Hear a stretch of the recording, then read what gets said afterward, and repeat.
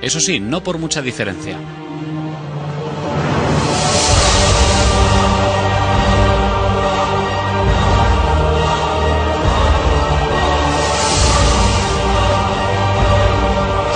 Para disfrutar de la competición disputada.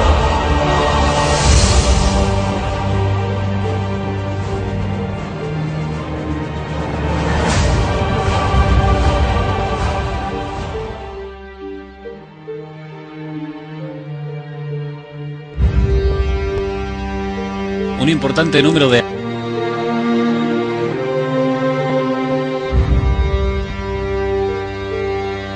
aficionados y curiosos se dieron cita el domingo en el...